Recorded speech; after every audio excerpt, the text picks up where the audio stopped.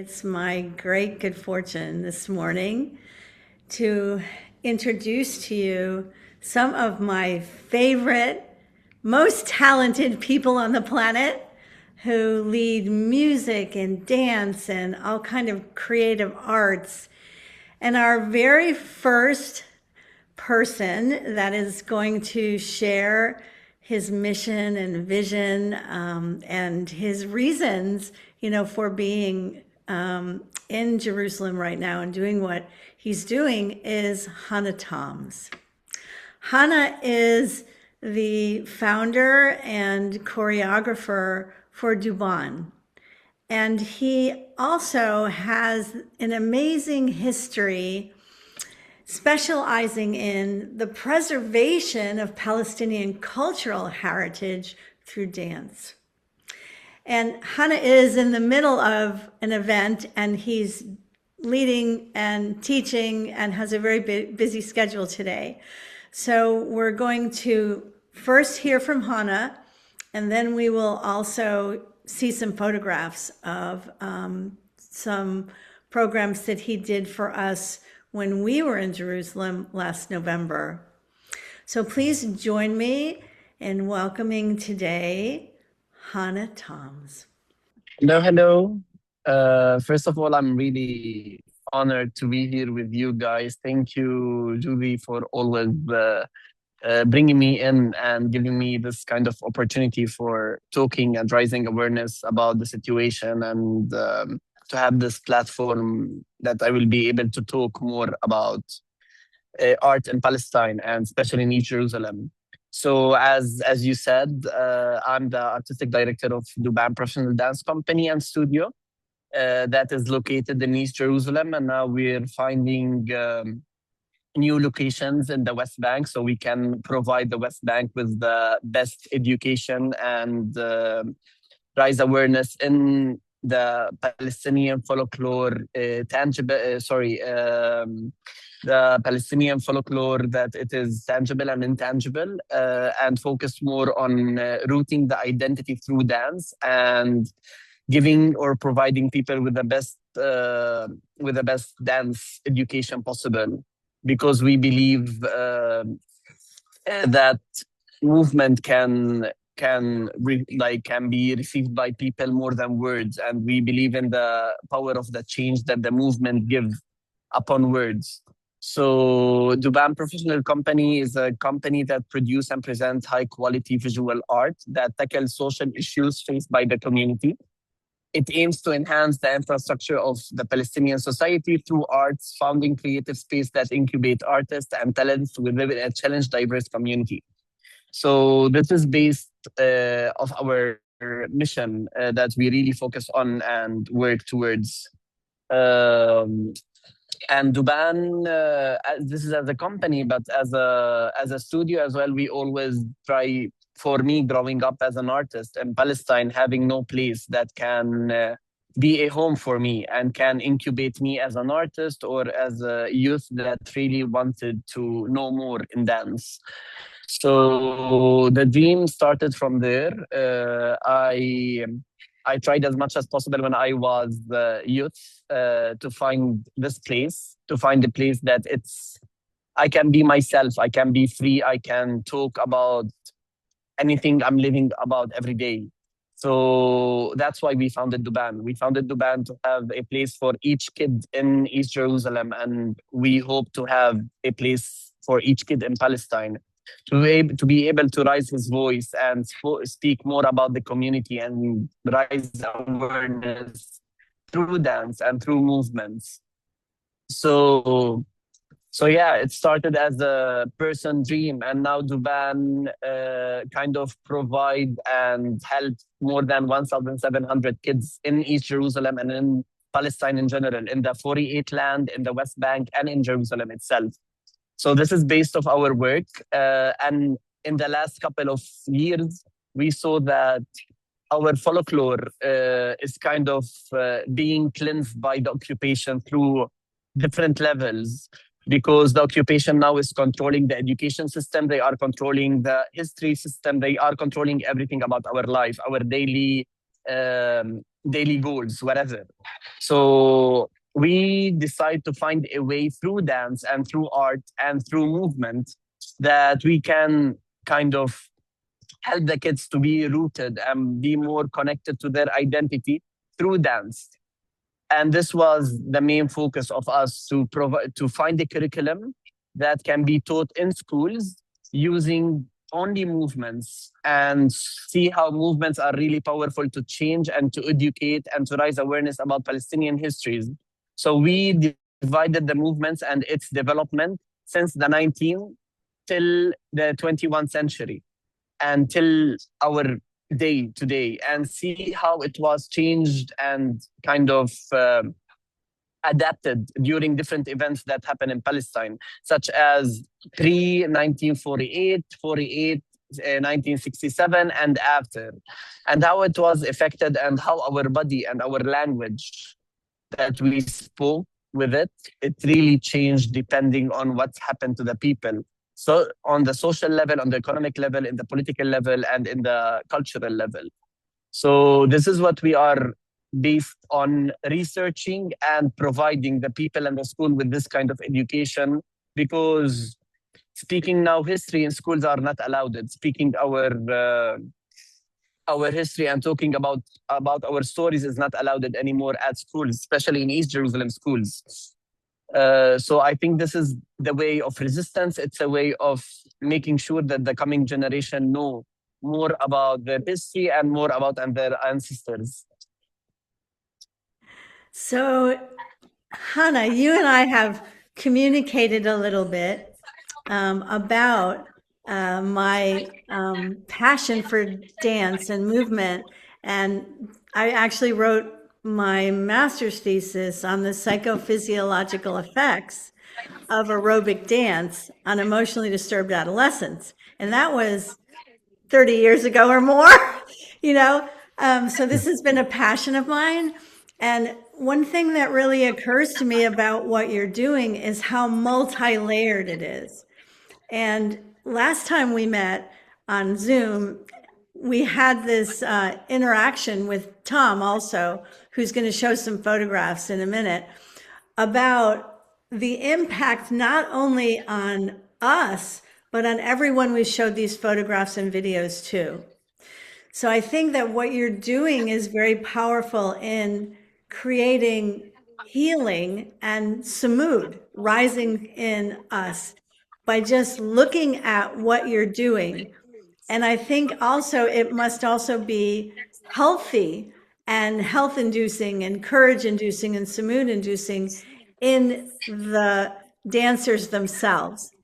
And so as well as giving us these images of the culture, you're also helping us all to heal and to bless. So I wonder, Tom, if you could just show us a few more photographs, and then maybe we could hear a little bit more from Hanna. Sure. So these were photographs that were taken in November at a performance, and it was the very, very first time we saw you and your dancers. And Tom and I were both crying. Yeah, it was just overwhelmingly beautiful. Yeah. The colors, the movement, and the spirit, of the dancers was just incredible. And the joy and the feeling that you conveyed to us was remarkable.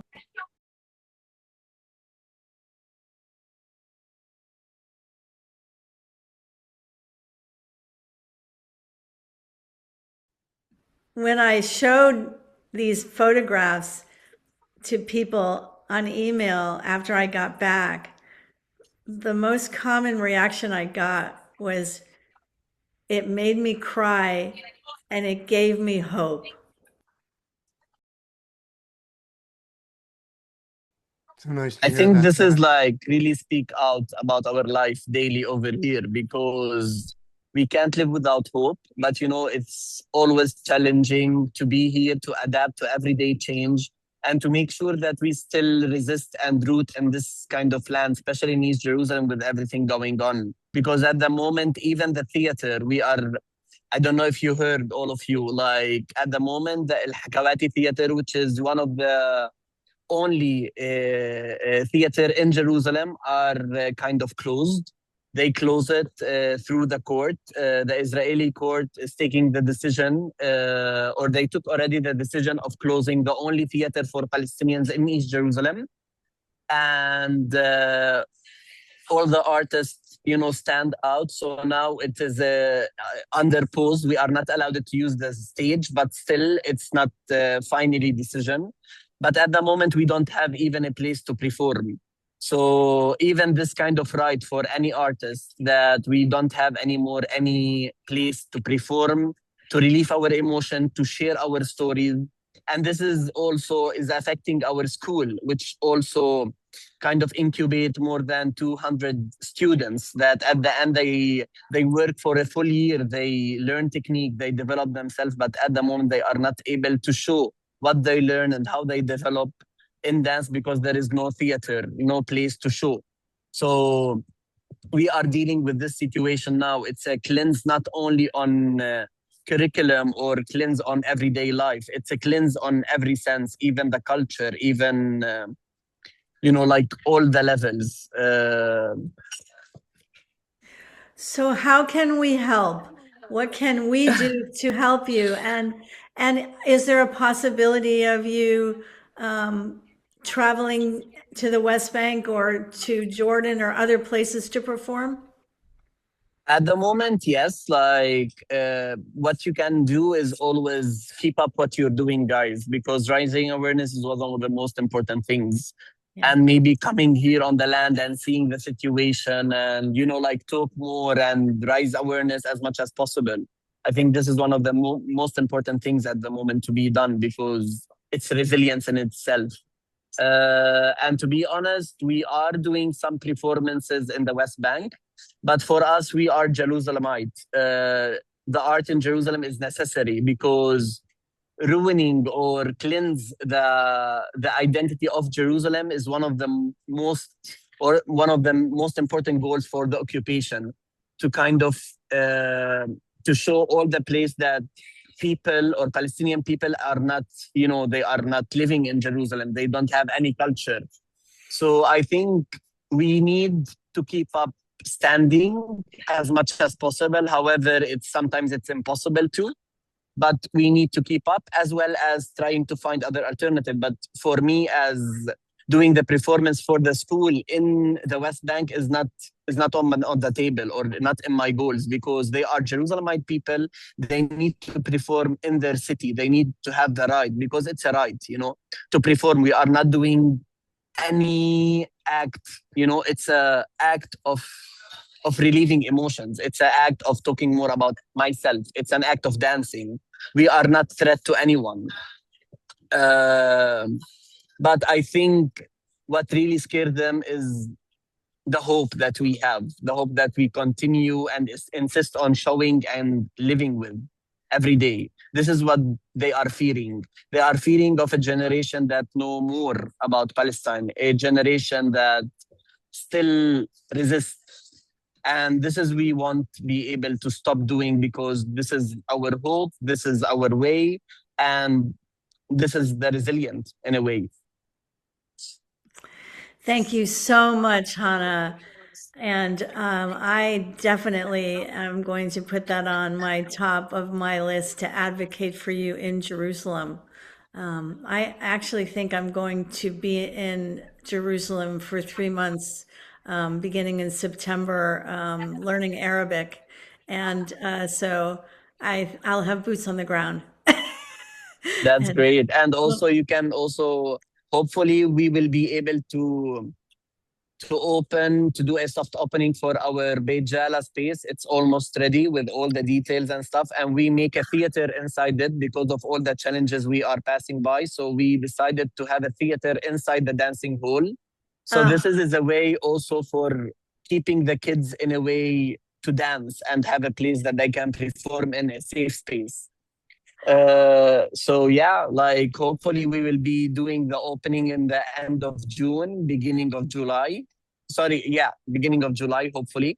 And we will have a huge performance over there, as well as inviting all the people and, like just to come in and having a full experience. Well, we celebrate the opening of your new facility in Beit Jala, the land of Saint Nicholas, right?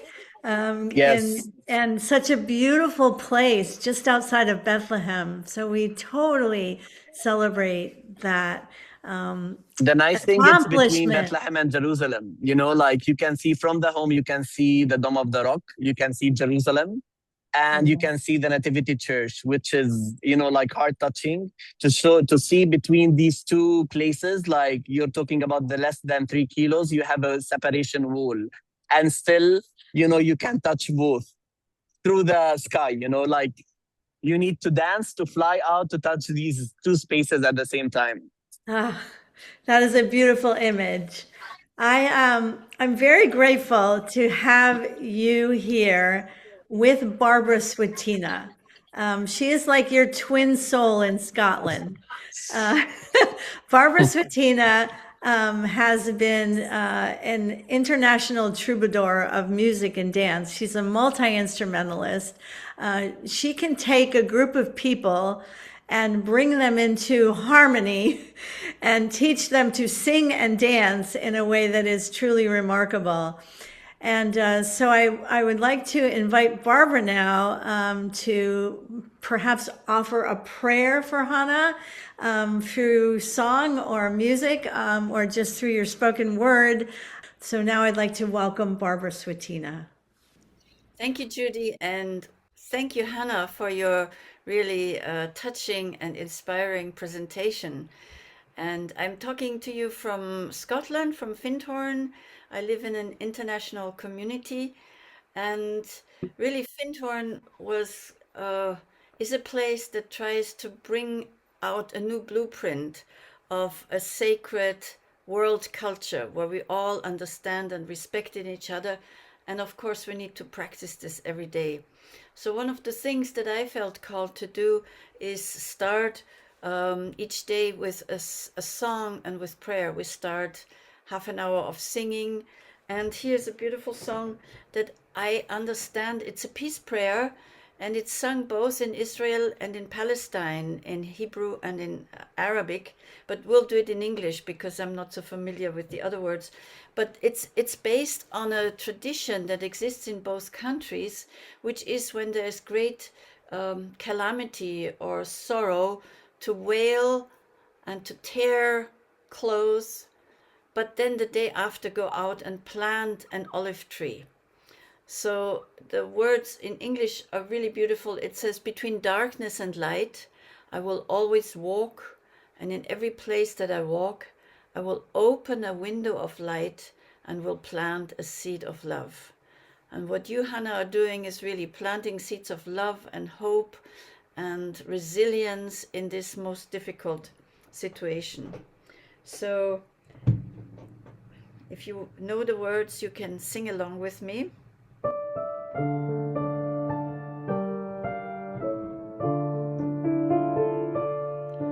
Between darkness and light, I will always walk, and in every place that I walk, I will open a window of light and will plant a seed of love.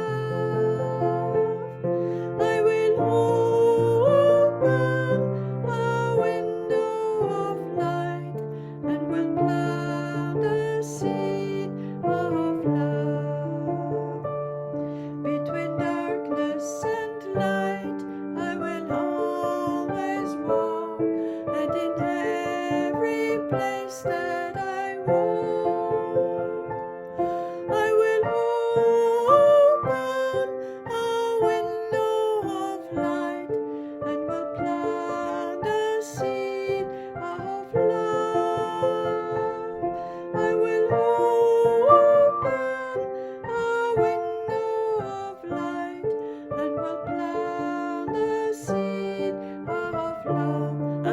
notes in German. Zwischen Dunkel und Licht geh ich meinen Weg, und wohin mein Weg mich auch führt, aber öffne ich ein Fenster ins Licht und ich sehe Samen der Liebe. Ja, da öffne ich ein Fenster ins Licht und ich sehe Samen der Liebe. Once more, between darkness and light. Between darkness and light, I will always walk, and in every place that I walk, I will open a window of light and will plant a seed of love. I will open a window of light and will plant a seed of love. So singing in different languages, of course, it's a dream to have these songs translated in all languages so all people can sing in their own languages. And we actually have already quite a few songs translated. And that was also one of my visions early on when I came to Findhorn, and I was trying to figure out what is my job, what am I here to do in Findhorn, but also on Earth. I had this vision. I saw sort of the planet Earth and different continents and cities, and if people knew the place and the time, they could congregate there, and then they would be singing together in different languages, but the same songs, knowing that we are a worldwide family that just holds this vision of love and peace in all hearts. And so I didn't know how it would happen, but it happened. I guess the divine had a hand in it, because I was invited after a while to not only teach in Findhorn, but to go to Germany and teach my first ever workshop there. And that workshop had only 3 participants because my organizers didn't really know how to get people. But I talked to my angels and said, if you think that's what I should be doing, please help me out. And the woman who gave the rooms, which was in a yoga center in Hanover, said, if you want to come back, I will organize for you. And we had recorded a little cassette with the songs from this weekend, and she duplicated them, gave them to her students, and said, if you want to come, this woman is coming back for another workshop.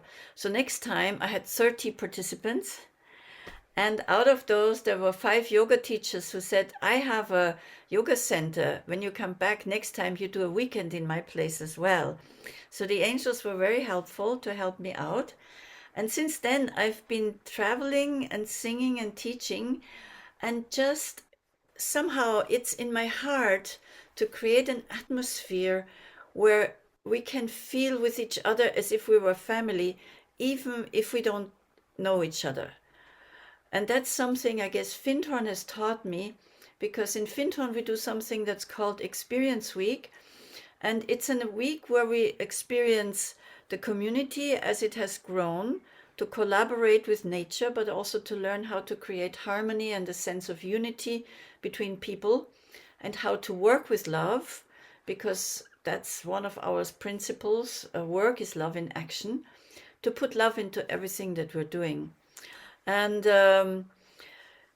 so I've been here for more than 40 years now, and we're still singing. And if you watch Judy in this last song, she made some movements, and Martyn as well. So a lot of those songs have movements as well, inspired by the tradition of dances of universal peace. And the founder of those dances, that was Samuel Lewis, he also had a vision of creating a network of light and dances connected with the sacred vision. And so I'm just so happy that this is taking shape. And maybe we go into another song. So also what these songs and dances do, they remind us of who we are.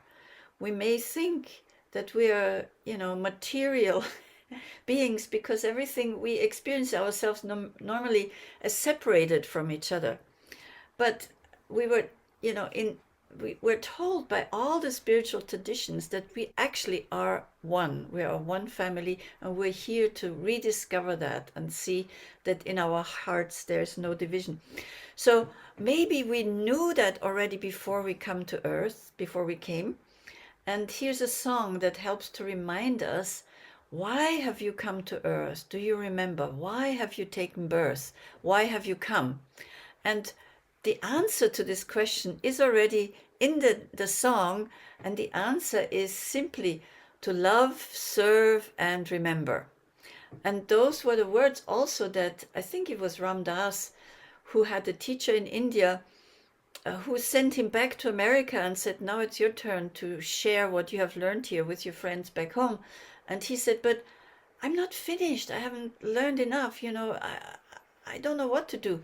And he said, it's very simple. All you need to do is love all, serve all, and remember God. So, and thank you, Judy, for what you're doing and for the inspiration that you bring with your work. So, why have you come to earth? Do you remember? Why have you come to us? Do you remember? Why have you taken birth? Why have you come? Let's try together. Why have you come to earth? Do you remember? Why have you taken birth? Why have you come to love, serve, and remember? To love, serve, and remember. To love, serve, and remember.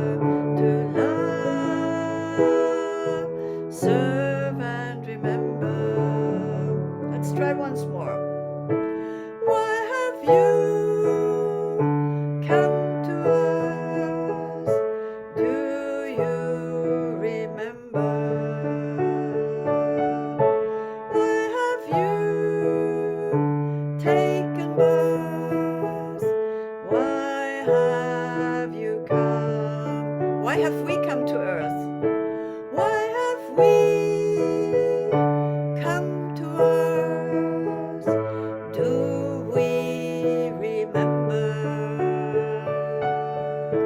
Why have we taken birth? Why have we come to love, serve, and remember? To love, serve, and remember. To love, serve, and remember.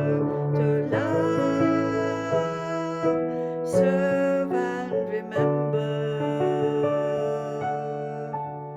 To love.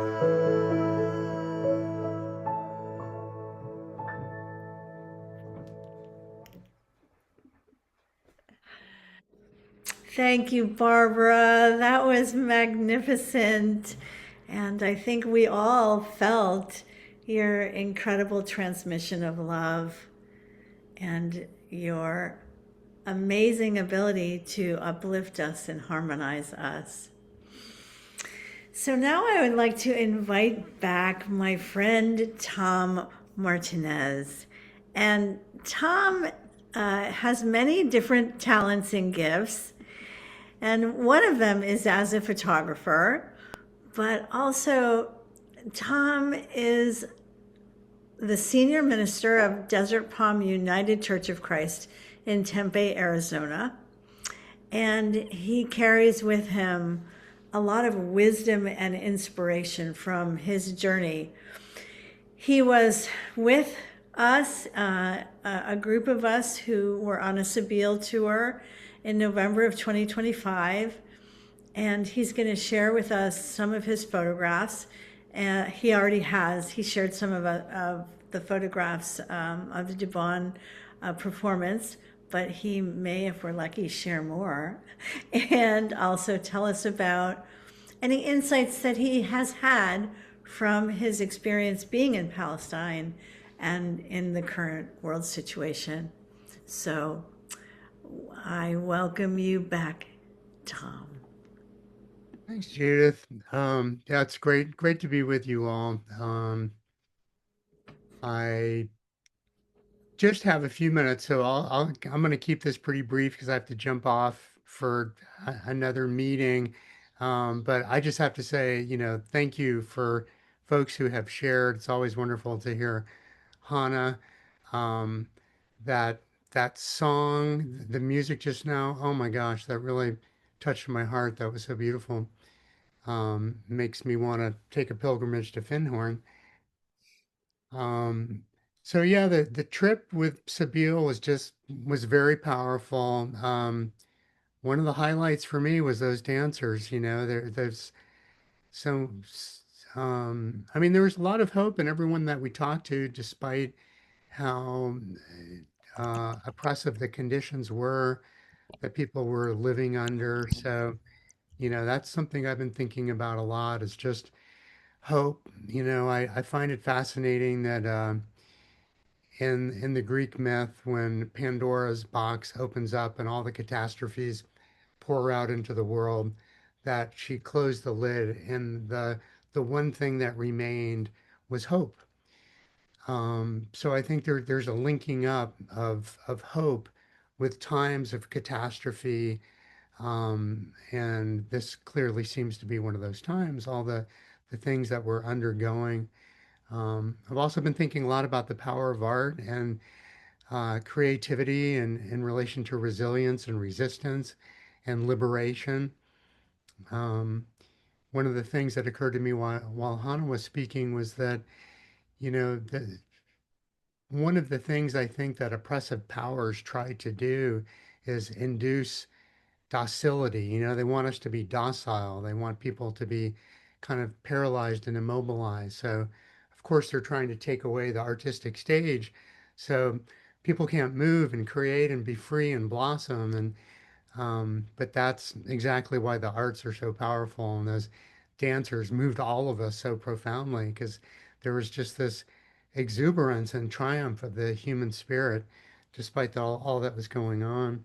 Just to show a couple more photographs, we visited a hospital, and a baby had just been born, and the nurse brought the baby out. It was just one of those moments that happens, in life, of sacred synchronicity, which just again felt hopeful. On the art front, I don't know if I have any of the Banksy art, but that felt to me like such a source of powerful resistance to, just this was in the Banksy Museum. But yeah, we saw art everywhere. I would imagine, I'm not sure who will see this going forward, but you all might be familiar. Judith could probably speak better to this, but this was a neighborhood project where eyes of different people who have died as a result of injustice are depicted in this neighborhood, and so they're looking out at us as we look back at them. So that was another powerful example of art in relation to the work of justice. What I remember about that too was that they went in the middle of the night to these homes that were being demolished, their homes that were being demolished, and they covered them with the eyes of people they admired, and the eyes of Martin Luther King and Gandhi, and the eyes of their martyrs. And it was just so powerful to see all those eyes, looking at us, and Yeah. and reminding us, to see, to not look away. Yeah, here's the Eyewitness Silwan Mural Project. And the place, Silwan, is the place where Jesus healed a blind man. So that makes it even more powerful, I think. And that at the Silwan pools, they were healing pools that the Israelis are trying to destroy. And yet these incredible young people are keeping alive. If you're painting these eyes, like, we want you to see us. We want you to know that we're still here. There was a young woman that was our tour guide, and I remember asking her, because it's dangerous for her to do this work. She could get arrested. And we asked her, because she was newly married, what does your husband think about doing this work? You doing this work? And she said, I don't tell him, he would worry too much. Thanks for being with us today and sharing your photographs and your spirit with us today. And what I would like to do now is just take us into a moment of prayer. And then I'm going to invite my friend Tarana to lead us into some deeper moments of practice in the Sufi tradition. But just allow yourself where you are right now to take some deep breaths. And take in everything. Just allow it to settle.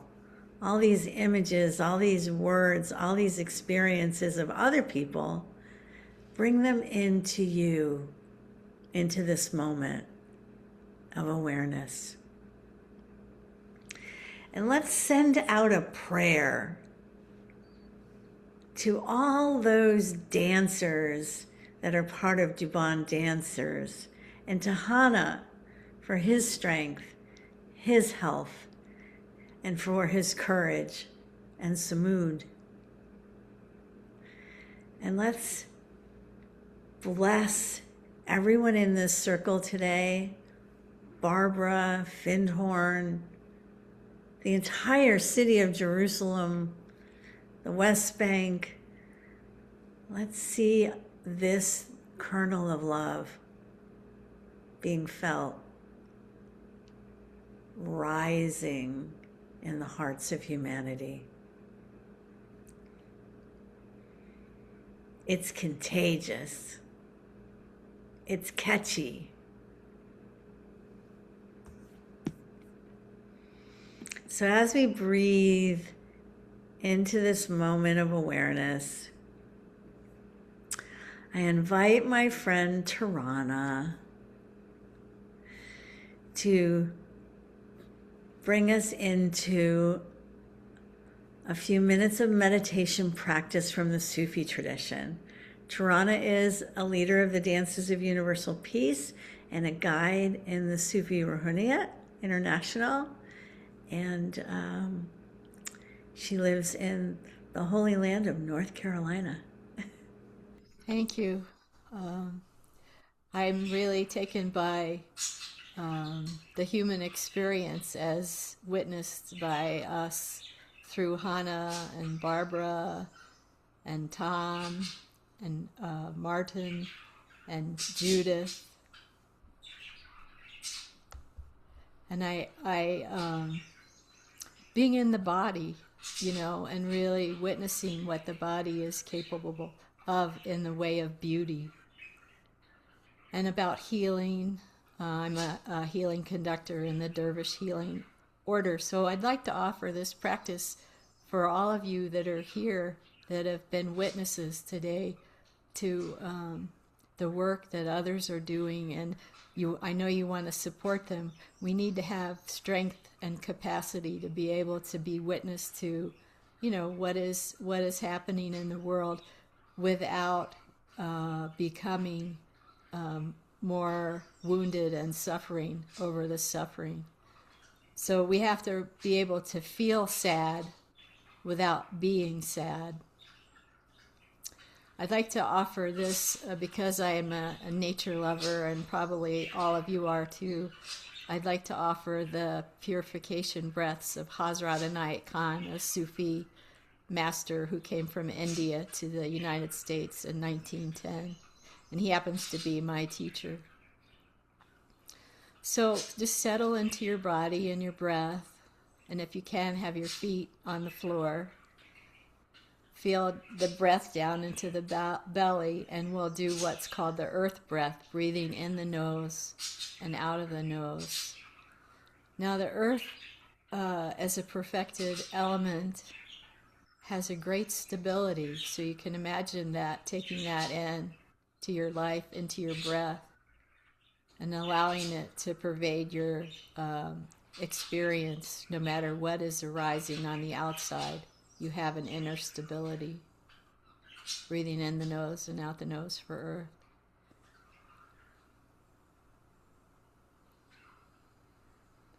Now the second element is water. And often spirit was attributed to water a long time ago. You breathe in the nose and out the mouth for water. It's the flowing of your life. Rumi would say that love flows down, and that's much like water. Breathing in the nose and out the mouth for water.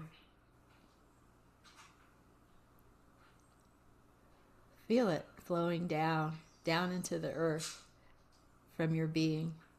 It's quite a blessing, water.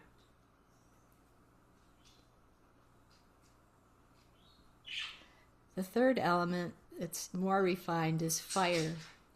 And what fire does is burns up everything until it becomes all light, luminous. Breathing in the mouth and out the nose for fire. It has a creative, purifying, alchemical process that uplifts us. Breathing in the mouth and out the nose for fire, which illuminates everything.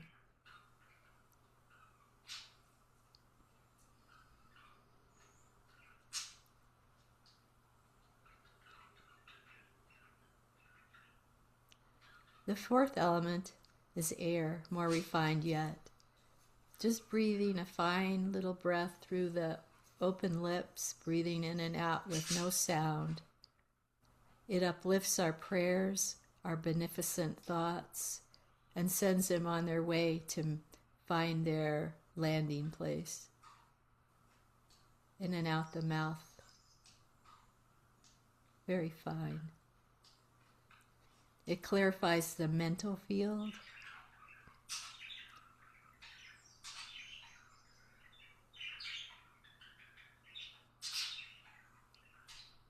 It allows the mind to drop into the heart as it quiets down.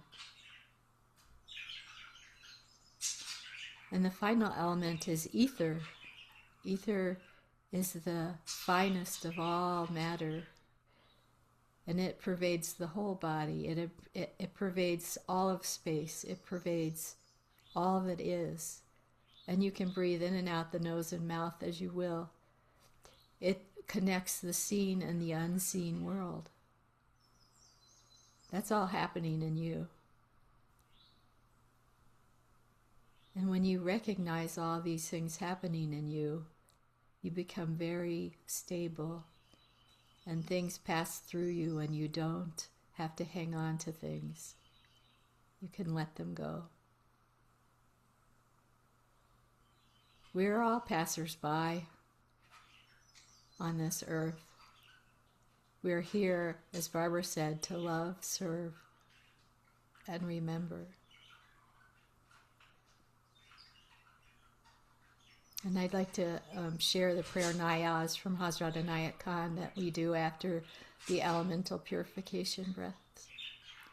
Beloved Lord, Almighty God, through the rays of the sun, through the waves of the air, through the all-pervading life and space, Purify and revivify us, and we pray.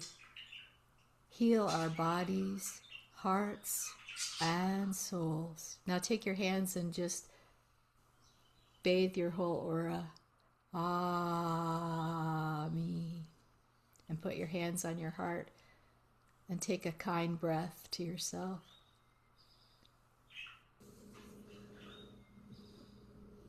Thank you so much, Tarana. I feel the peace and the love of those breaths in your prayers. And now I would like to invite my very, very special friend, Martyn Garthwait, who is a troubadour of sacred music, a member of the Dalesman Male Voice Choir, and an integral part of our extended Findhorn community of singers. And Martyn is going to share a poem with us today. Thank you so much for inviting me here, and it's so special to listen to these people who actually know what's going on, and we try to give all the love and care what we can towards these people. This is called The Value of a Smile. A smile costs nothing, but creates much. It enriches who receive without impoverishing those who give. It happens in a flash, and the memory of it lives on. No one is so rich they can get along without it.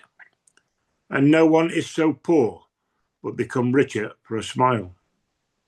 Yet it cannot be purchased, begged, borrowed, or stolen. For a smile is something that is no earthly good to anybody until it is given away. And if it ever happens that someone should be too tired to give you a smile, why not leave one of yours? For no one needs a smile so much as those who have none left to give. Thank you.